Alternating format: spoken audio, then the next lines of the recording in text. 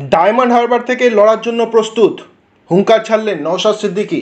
আর এই হুঙ্কার শুধুমাত্র অভিষেক ব্যানার্জিকে নয়, পাশাপাশি হুঙ্কারটি দিয়ে রাখলেন আমাদের রাজ্যে মাননীয় মুখ্যমন্ত্রীকেও। এমনটাই মনে করছে কিন্তু রাজনৈতিক মহল। দর্শক বন্ধুরা, আসন্ন লোকসভা ভোটে ডায়মন্ড হারবার কেন্দ্র থেকে সম্পূর্ণ যে লড়তে প্রস্তুত তা নওশাদ সিদ্দিকী গতকালের একটি কিন্তু প্রেস মিটে বলে দিলেন এবং দলগতভাবে এই সিদ্ধান্ত আগামী 2-4 দিনের মধ্যেই নেওয়া হবে, যেমনটা তিনি বললেন।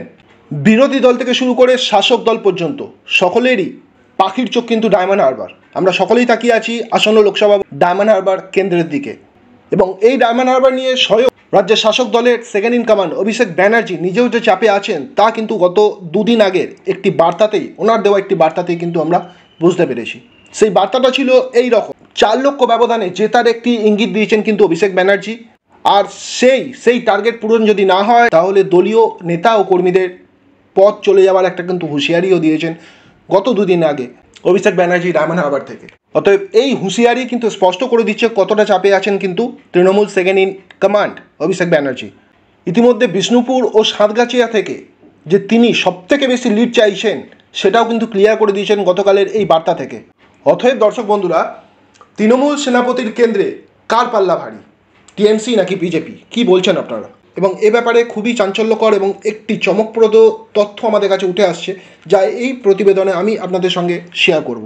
তার আগে আমি সীমান্ত আপনাদের সকলকে আমার এই Bengal job with study YouTube চ্যানেলে স্বাগত জানাচ্ছি। দর্শক বন্ধুরা, ভিডিওটা যদি ভালো লাগে অবশ্যই একটা কিন্তু লাইক করবেন। দেখুন, গতকালের এই প্রেস মিটে নওশাদ সিদ্দিকীকে ডায়মন্ড হারবার নিয়ে যথেষ্ট কিন্তু আশাবাদী দেখিয়েছে এবং এই লড়াইয়ের জন্য তিনি যে প্রস্তুত আছেন জানিয়েছেন কিন্তু আইএসএফ বিধায়ক। শুধু তাই নয়, তার হারের ভয় নেই এবং অভিষেককে পরাজিত করবে বলে কিন্তু মন্তব্য করেছেন নওশাদ। তিনি বলেছেন, আমি 100% দিয়ে অভিষেক বন্দ্যোপাধ্যায়ের বিরুদ্ধে লড়াইয়ের জন্য প্রস্তুত আছি। শুধু বাকি রইল দলের অনুমোদনের অপেক্ষা, যেটা আগামী 2 থেকে 4 দিনের মধ্যেই জানা যাবে। তবে দর্শক বন্ধুরা, টিএমসি নাকি বিজেপি, তৃণমূল সেনাপতির কেন্দ্রে পাল্লা ভারী কার, যে তথ্যটা উঠে আসছে এবার আপনাদের সঙ্গে শেয়ার করি। 24 লোকসভা নির্বাচনের হাই ভোল্টেজ যে কেন্দ্রগুলি আছে তার মধ্যে একটি অন্যতম কিন্তু ডায়মন্ড হারবার। আমরা সকলেই জানি অন্যান্য বারের মতো এবারও তৃণমূল সেনাপতি অভিষেক বন্দ্যোপাধ্যায় কিন্তু এই আসন থেকে প্রার্থী হয়েছেন, এটাও আমরা জানি। পাশাপাশি বিজেপির তরফ থেকে কাকে দাঁড় করানো হচ্ছে তা নিয়ে কিন্তু জোর একটা জল্পনা কল্পনা চলছে। আর এই মুহূর্তে বিজেপির এই ডায়মন্ড হারবার কেন্দ্র থেকে প্রার্থী করা নিয়ে একটি গুরুত্বপূর্ণ আপডেট যেটা উঠে আসছে, খুব সম্ভবত হয়তো কৌস্তব বাগচিকেই আমরা আগামী লোকসভা ভোটে এই ডায়মন্ড হারবার কেন্দ্র থেকে আমরা লড়তে দেখতে চলেছি। দর্শক বন্ধুরা, বিজেপির মতো একই অবস্থা বর্তমানে কিন্তু দল আইএসএফের। বিজেপি এবং আইএসএফের তরফ থেকে এখনও প্রার্থীর নাম ঘোষণা করা না হলেও অভিষেক ব্যানার্জি কিন্তু ইতিমধ্যেই নির্বাচনের কাজ অনেক দিন আগে থেকেই কিন্তু শুরু করে দিয়েছেন। আর এমন অবস্থাতে যে চাঞ্চল্যকর ওপিনিয়ন পোল অর্থাৎ জনমত সমীক্ষার পোল আমাদের সামনে উঠে আসছে, ফলাফল যেটা উঠে আসছে আপনাদের সঙ্গে শেয়ার করছি। এ প্রসঙ্গে 19 লোকসভা নির্বাচনের ফলাফলের দিকে একটু আমাদের নজর রাখতে হবে। দেখুন, 19 লোকসভা নির্বাচনে ঘাসফুল ফুটেছিল কিন্তু ডায়মন্ড হারবারে, এটা আমরা সকলেই দেখেছি।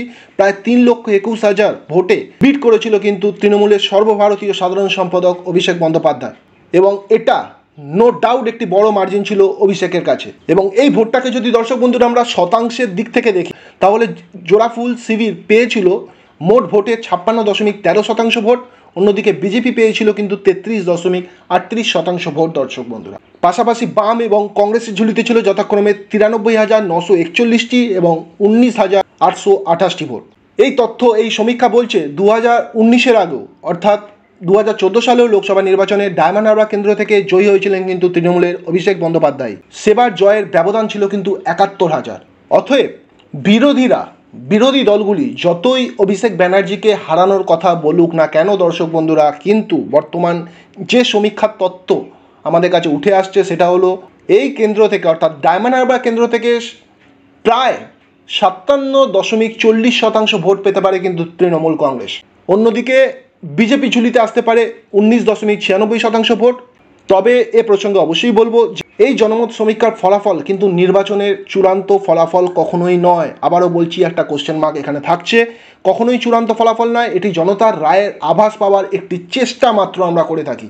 অতএব এই যে ফলাফলের আভাস আপনাদেরকে শোনালাম সেটা আগামী নির্বাচনে নাও কিন্তু ঘটতে পারে। তো আপনারা কি মনে করছেন? যদি আপনাদের এই বিষয়ে কিছু বলবার থাকে দর্শক বন্ধুরা অবশ্যই কিন্তু ভিডিও কমেন্ট বক্সে জানাবেন। ভালো থাকবেন আপনারা সকলে, সুস্থ থাকবেন। আমি সীমান্ত আজকে ভিডিও এখানেই শেষ করলাম। নমস্কার।